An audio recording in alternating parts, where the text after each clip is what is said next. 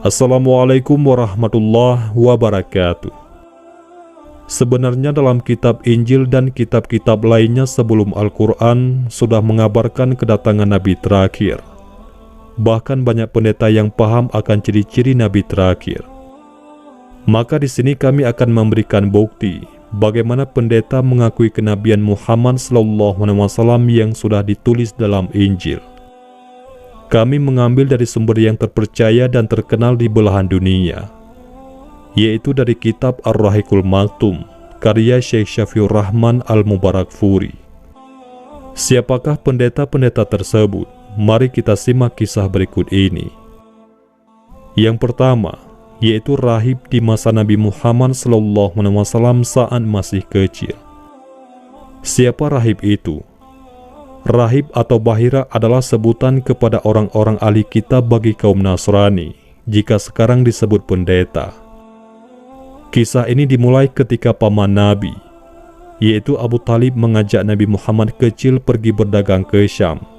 Dan saat itu usia Nabi Muhammad SAW adalah 12 tahun. Hingga tiba di Busra, yaitu sudah memasuki wilayah Syam yang ibu kotanya Hauran. Saat itu Busra berada di bawah kekuasaan Romawi. Nah, di negeri ini ada seorang rahib yang dikenal dengan sebutan Bahira. Nama aslinya adalah Jurjis. Saat rombongan Abu Talib dan Nabi Muhammad SAW singgah di negeri ini, sang rahib langsung menghampiri mereka dan mempersilakan mereka istirahat di singgasananya sebagai tamu kehormatan. Padahal sebelumnya rahib tidak pernah keluar. Sang pendeta keluar karena dia telah mengetahui tanda-tanda kedatangan Rasulullah dan sifat-sifat baginda SAW. Maka rahib menghampiri Nabi sambil memegang tangan Nabi. Sang pendeta berkata, "Orang ini adalah pemimpin semesta alam. Anak ini akan diutus Allah sebagai rahmat bagi seluruh alam." Abu Talib langsung bertanya, "Dari mana engkau tahu?" Lalu pendeta itu menjawab, "Sebenarnya sejak kalian tiba di Aqabah, tak ada bebatuan maupun pepohonan, melainkan mereka tunduk dan bersujud. Mereka tidak bersujud melainkan kepada seorang nabi. Saya juga bisa mengetahui dari stempel nubuah yang berada di bagian bawah tulang rawan bahunya. Di kitab kami, tanda-tanda itu sudah ditulis secara detail." Setelah berbincang-bincang, sang rahib atau pendeta itu meminta Abu Talib agar kembali lagi bersama Nabi dan tidak melanjutkan perjalanannya ke Syam, karena dia takut gangguan dari pihak orang-orang Yahudi. Maka Abu Talib menerima saran sang rahib dan mengirim Nabi Muhammad SAW bersama beberapa pemuda untuk kembali ke Makkah. Adapun kesaksian pendeta lain atas kenabian Nabi Muhammad SAW, yaitu pendeta dalam kisah Salman Al-Farisi. Saat itu, Salman Al-Farisi sedang mencari kebenaran dalam beragama.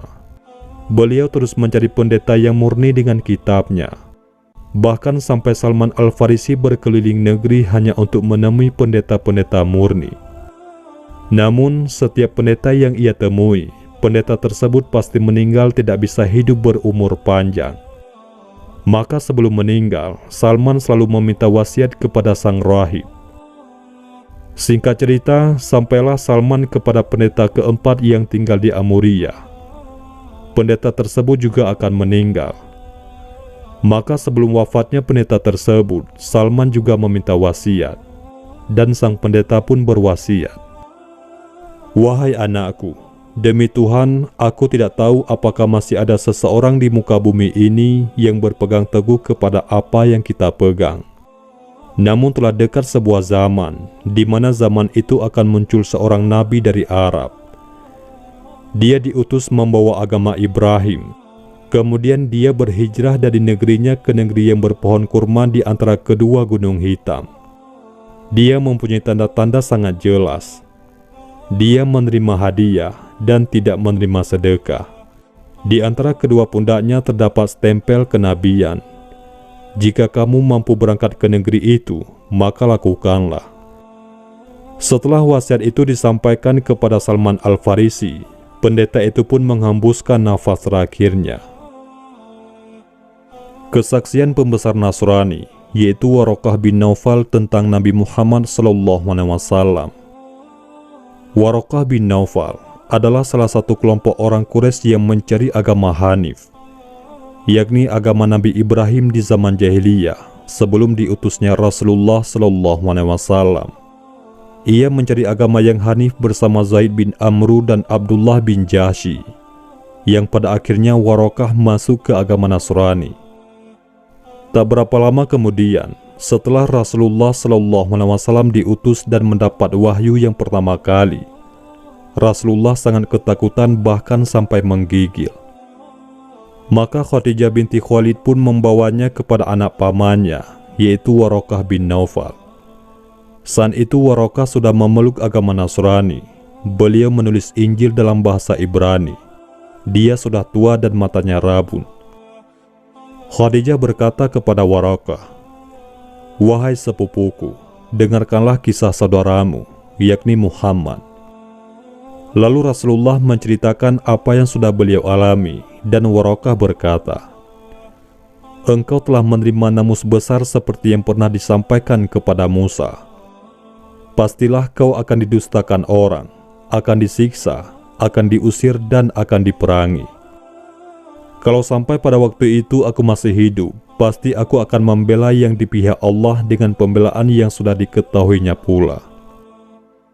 Lalu Waraqah mendekatkan kepalanya dan mencium ubun-ubun Nabi Muhammad SAW. Rasulullah pun segera merasakan adanya kejujuran dalam kata-kata Waraqah itu, dan merasakan pula betapa beratnya beban yang harus menjadi tanggungannya. Namun takdir Allah berkehendak lain. Waraqah meninggal pada tahun 610 Masehi, tidak lama setelah Nabi Muhammad menerima wahyu pertama. Dengan kisah ini, semakin jelas firman Allah dalam Al-Quran Surat As-Saff ayat 6 yang berbunyi tentang kemunculan Nabi terakhir, yaitu Nabi Muhammad SAW. Dan ingatlah ketika Isa putra Maryam berkata, "Wahai Bani Israel, sesungguhnya aku utusan Allah kepadamu, yang membenarkan kitab yang turun sebelumku, yaitu Taurat, dan memberi kabar gembira dengan seorang Rasul yang akan datang setelahku, yang namanya Ahmad. Namun ketika Rasul itu datang kepada mereka dengan membawa bukti-bukti yang nyata, mereka berkata, 'Ini adalah sihir yang nyata.'" Selanjutnya, kesaksian pendeta dalam kisah Zaid bin Amru. Sebenarnya kisah ini masih ada kaitannya dengan Waraqah bin Naufal. Mereka sama-sama mencari agama Hanif. Setelah Zaid bin Amru mencari agama Hanif, Zaid bin Amru bertemu seorang rahib dan terjadilah percakapan di antara mereka. Rahib berkata kepada Zaid bin Amru, "Aku melihat dirimu sedang mencari agama Ibrahim, wahai orang Makkah." "Benar, itulah yang aku cari," jawab Zaid bin Amru. Rahib menjawab, "Kamu mencari suatu agama yang sudah punah di zaman ini. Pulanglah ke negerimu, karena Tuhan yang Maha Agung akan mengutus seseorang yang akan memperbaharui agama Ibrahim, yaitu Nabi Muhammad SAW. Jika kamu mendapatinya, maka ikutilah dia."